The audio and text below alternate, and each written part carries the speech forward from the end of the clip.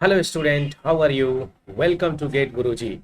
Gate Guruji is an online initiative by Ease Your Study exclusively made for engineers.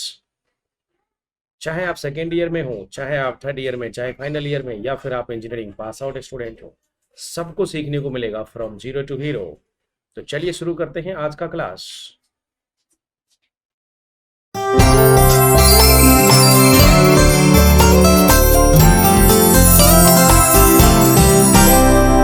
आज के class में हम पढ़ेंगे radial conduction heat transfer through hollow cylinder.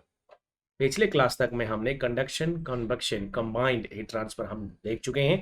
अगर video आपने नहीं देखा है तो लिंक डिस्क्रिप्शन में है, अगर आप यूट्यूब से देख रहे हैं और आई बटन में भी है तो चेक कर सकते हैं। बाकी सारे वीडियोस भी देखिए, कोर्स को इनरोल करिए। आप हमारे वेबसाइट और मोबाइल ऐप के थ्रू भी पढ़ाई कर सकते हैं। पूरी कोर्स एक साथ आपको मिलेगा एक ही जगह पर और बहुत ही कम पैसों में, unimaginable price ever in the market.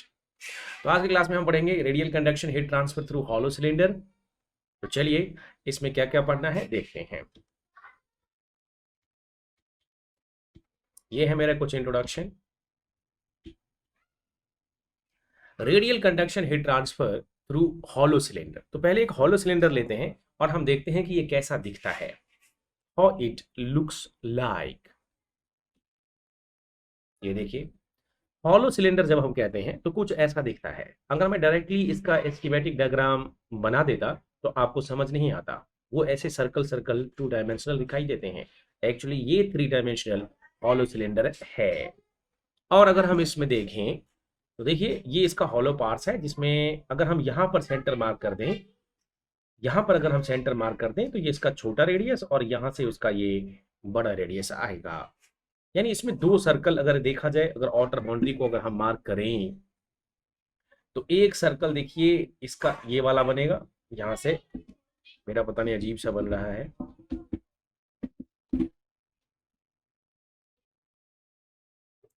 ये देखिए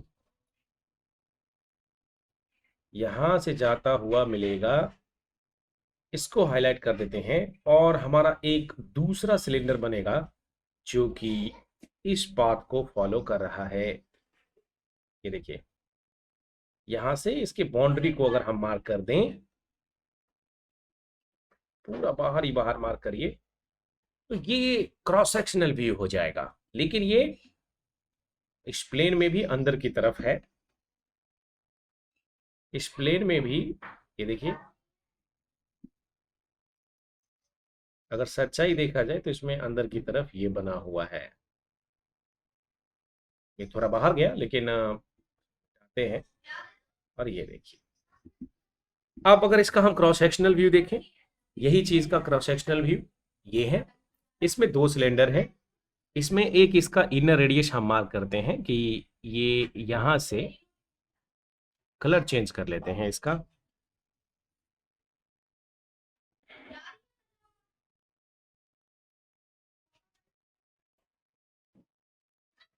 ये देखिए, ये सेंटर है और सेंटर से इनर सर्कल का रेडियस कुछ मान लेते हैं R1 है, ये R1 है। और जो आउटर सर्कल है उसका रेडियस R2 है। ठीक है, हॉलो सिलेंडर से हम देख रहे हैं कि रेडियली कैसे हीट कंडक्शन होगा।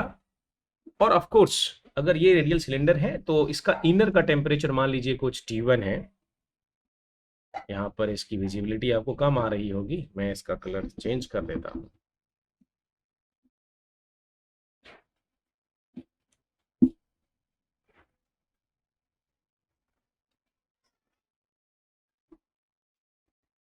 ये देखिए,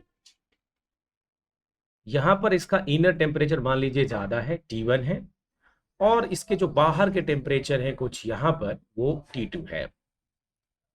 तो ये माने अगर T1 ग्रेटर देन T2 है तो हीट जो ट्रांसफर है रेडियली, मतलब रेडियस के अलावा, रेडियस तो ये है, इधर है, इधर है, तो हीट ट्रांसफर इस तरह से होगा। और हमने रेडियल हीट ट्रांसफर ही माना है और 1 डायमेंशनल ही एज्यूम करेंगे। एजम्पशंस बता देंगे, 1 डायमेंशन में हम एज्यूम कर रहे हैं कि ये हीट इस तरह से ट्रांसफर होकर बाहर जाएगा। और रेडियल कंडक्शन की बात हम कर रहे हैं।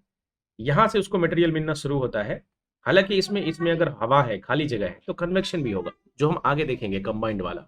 लेकिन अभी हम मान रहे हैं कि इस सरफेस से वो, मतलब ये सरफेस टेम्परेचर T1 जो है ना, ये इस सरफेस का T1 है, और यहाँ का जो टेम्परेचर है वो T2 है।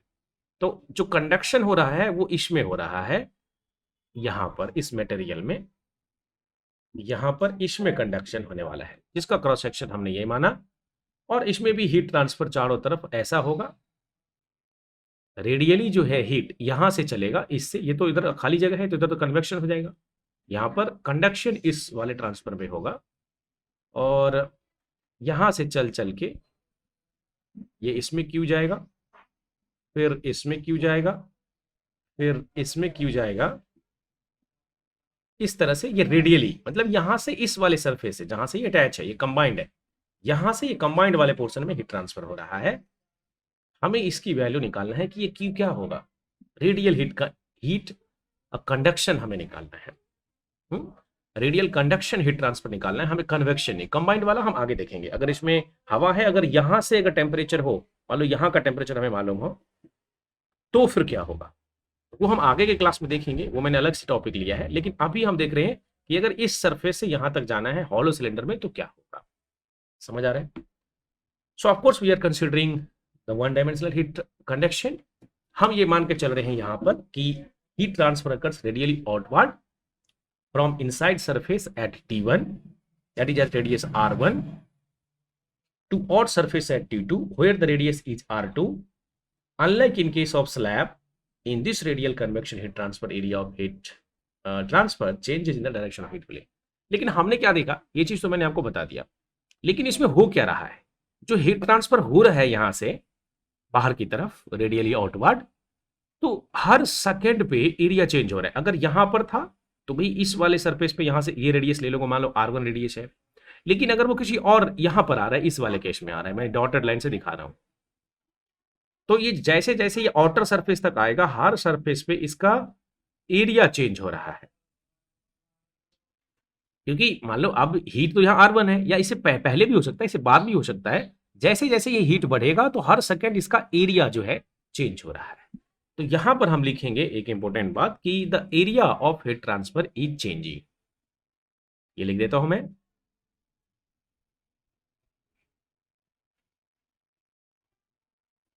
ठीक है, तो यहां पर क्या क्या हो रहा है वो बात लिख लेते हैं। यहां पर जो सबसे इंपॉर्टेंट बात आई कि जैसे हमने स्लैब के केस में देखा था, तो स्लैब अनलाइक है, ये स्लैब के केस में एरिया कांस्टेंट रहता था, लेकिन इस वाले केस में एरिया चेंज हो रहा है। तो यहां पर हम कहेंगे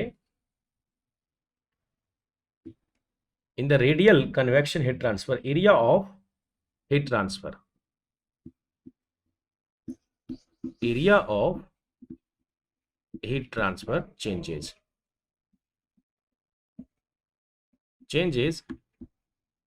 in the direction of heat flow,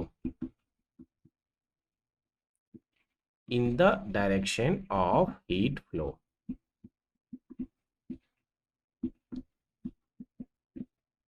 और अगर आप नोट्स बनाना चाहते हैं तो मैंने जो बोला है कि here the temperature at the R1 is T1, temperature यहाँ का T1 है, and the temperature at R2 is T2, and the heat is transferred from T1 from R1 to T2 in the radial directions. ठीक है, तो ये आप लिख सकते हैं। But here we see that the key point is that in this case area of heat transfer changes in the direction of heat flow. Next, now we'll see that okay, what is the area. Suppose I have taken in this case, in the previous case, that you see it here. In the previous case, suppose I take at a radius r, मान लो इस ये जो circle मैंने dotted वाला बनाया था, any random circle, because area it changes, so consider a circle with at radius r. Now I want to take the, now I want to, so यहां पर ये लिखेंगे at any radius r, at any radius r, what is the value here? The area of conduction, the area of conduction is conduction is A is equal to, चूंकि ये क्या है, cylinder है, तो सिलेंडर का एरिया क्या होता है, क्रॉस सेक्शनल एरिया लेते हैं, और cross sectional area of cylinder आपको मालूम है, अगर आपने क्लास 10th पढ़ के आए हो, ज़्यादा दूर जाने की ज़रूरत नहीं है। अगर आप सिर्फ क्लास 10th करके आए हो, तो आपको एक क्रॉस सेक्शनल एरिया मालूम होगा कि अगर ये उसका एच है, हाइट, मैं वर्टिकल बनाए, आप हॉरिजेंटल भी बना सकते हैं, और इसका रेडियस आर है, तो ये 2πRH, ये क्रॉस सेक्शनल एरिया पूरा बाहर का होता है जिसने हीट ट्रांसफर होता है, तो हम इसको बोलेंगे 2πRL। तो मान लेते हैं L is the length of the cylinder, where L is the length of the cylinder.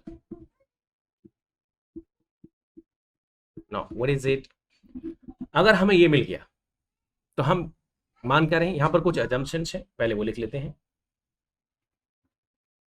What are those assumptions, वो अजम्पशंस क्या है जरा देख लेते हैं।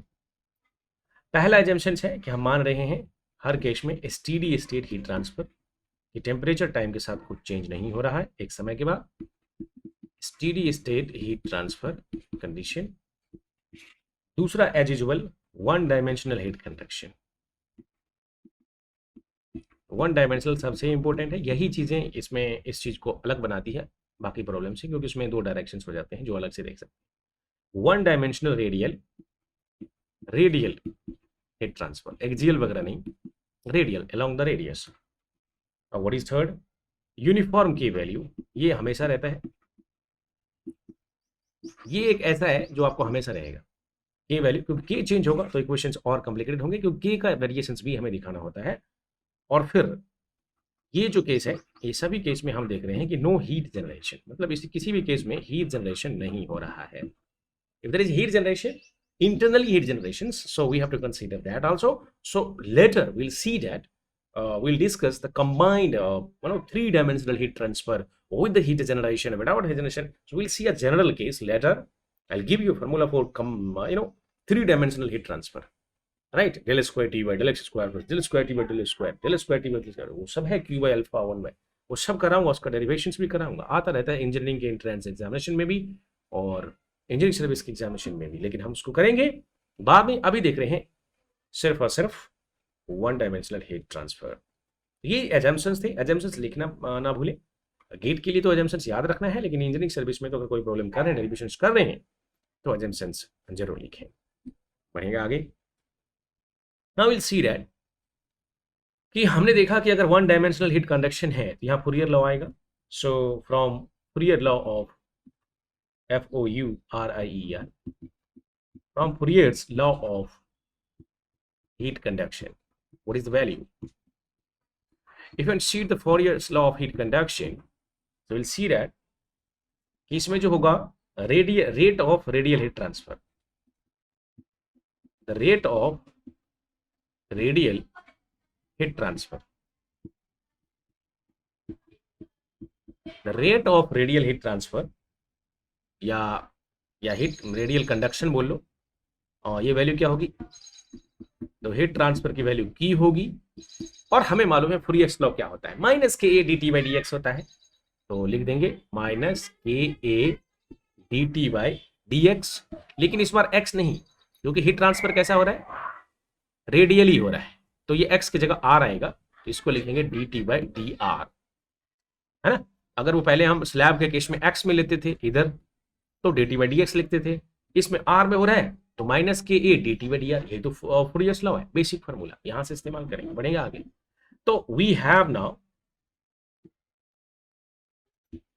Q is equal to minus k, अच्छा एरिया हमने पीछे अभी बताया आपको, क्योंकि ये सिलेंडर है, तो सिलेंडर का जो एरिया था वो 2πRL था, हम यहां पर लिख देंगे 2πRL into D T by d are.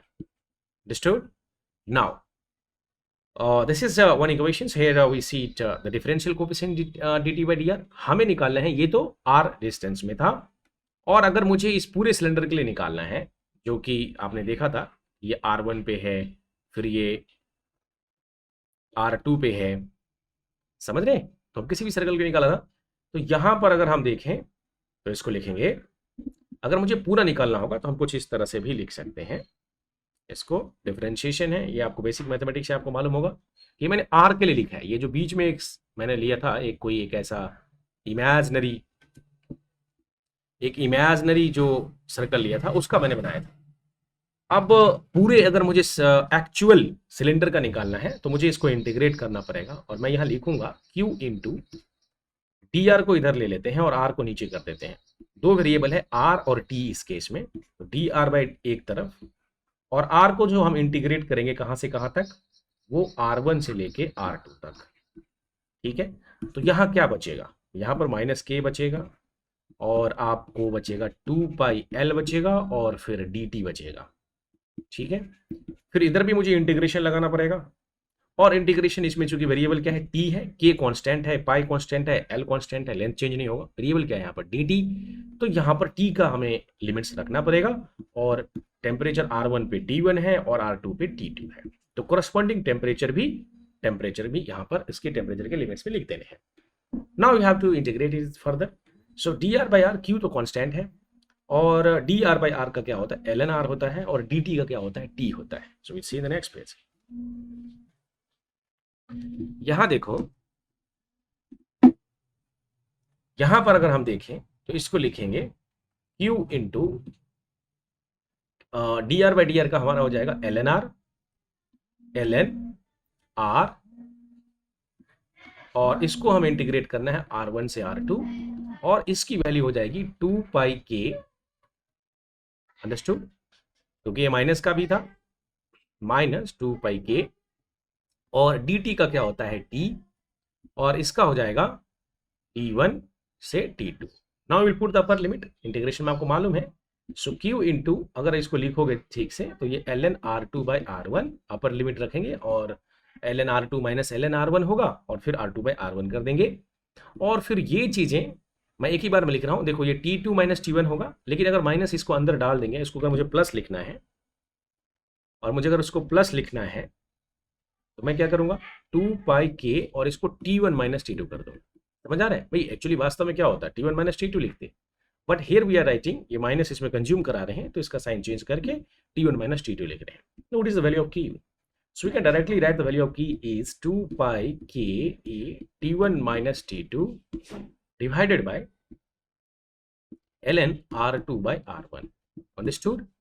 So this is exactly the radial heat transfer. यही जो फॉर्मूला आएगा आपका यहां से यहां तक। Understood? This formula will basically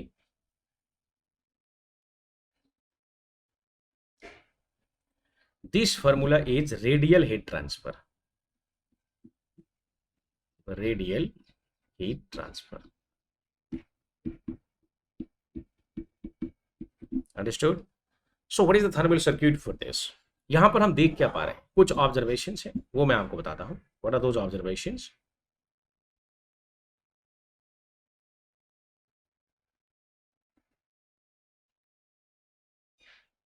इसमें कुछ ऑब्जर्वेशंस हैं, वो देखो क्या है। हम यहां पर देख रहे हैं कि T1 और T2 तो कांस्टेंट है, ये फंक्शन किसका हो रहा है? सो Q is a function of the radius of the cylinder itself. ठीक है, और इस तरह से अगर हम ऐसा भी निकाल सकते थे इसको, मैं एक डायग्राम बना के दिखाता हूं आपको।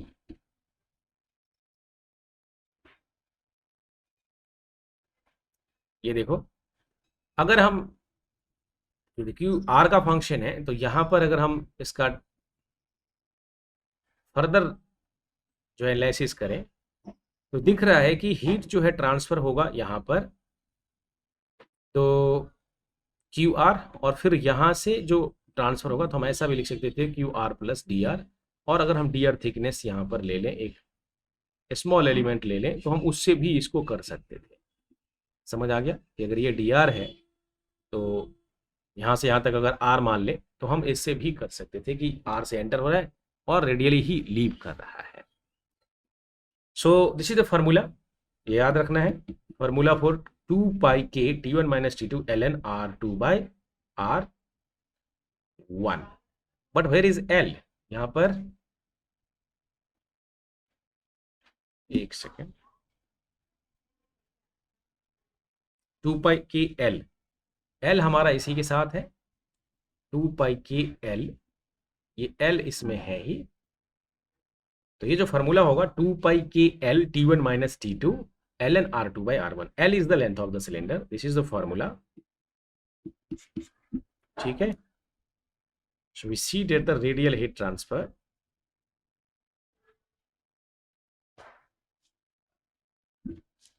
इसको याद रखना है। अब इसका थर्मल सर्किट देखेंगे तो कैसा बनेगा, देखिए इसका thermal circuit,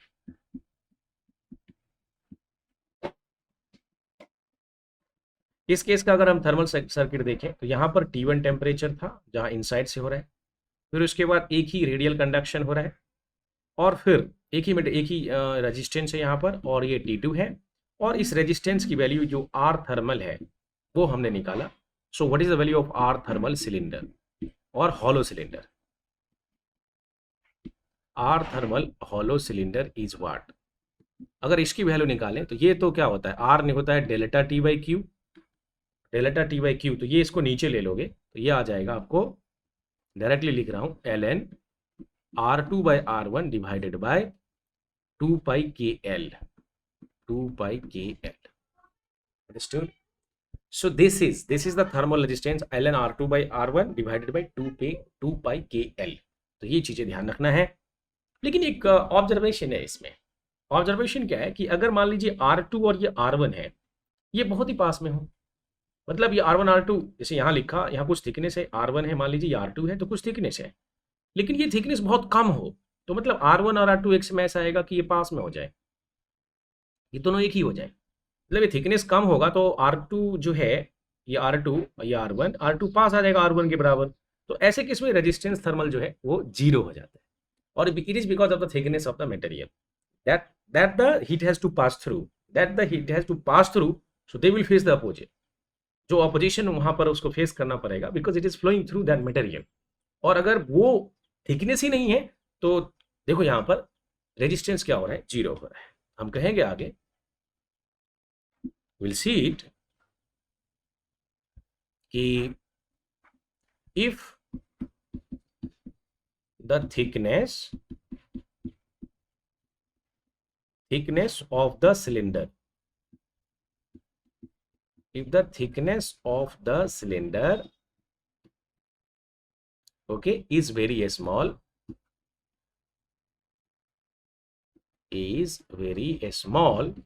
then R1 tends to R2, मतलब R1 is approximately equal to R2, so in such a case what is R thermal? R thermal is 0, क्योंकि ln R2 by R1 मतलब 1 हो जाएगा, 0 हो जाएगा, so in this case that the thermal resistance is 0, तो ये बातें ध्यान रखना होगा। now what is that?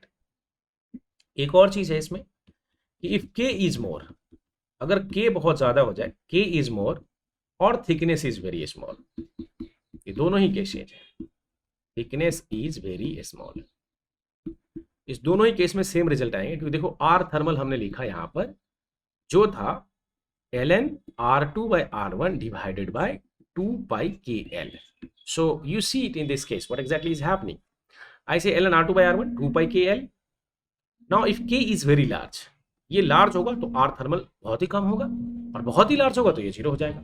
So if K is more और वेरी लार्ज, यहाँ पर क्या कहेंगे, वेरी लार्ज, ज्यादा होगा तो K उस केस में, या फिर या थिकनेस जो है वो वेरी स्मॉल हो जाए, यानी R2 और R1 थिकनेस जो है उसका मटेरियल का बहुत कम हो जाए, तो R1 R2 इक्वल हो जाएंगे, और ऐसे केस में आपका रेजिस्टेंस दोनों ही केस में आर थर्मल जीरो हो जाता है। किसके लिए बात कर रहा हूं, it is I am talking about the just for the hollow cylinder, ठीक है। अब होता क्या है जरा देखो एक बार, मान लो कि हमारा ये एक सिलेंडर है, और फिर उसके बाद हमने एक दूसरा सिलेंडर भी बनाते हैं दोनों एंड पे, समझ रहे हो। अब इसके अंदर हॉट फ्लूइड है मान लीजिए, और फिर इसमें कोल्ड फ्लूइड है,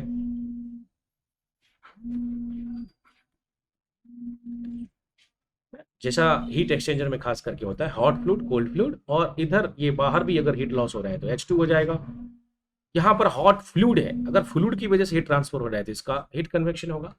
तो अब इसी चीज का एप्लीकेशन हम लगाएंगे आगे, where we are going to see the combined, where we see the radial heat transfer through a composite cylinder।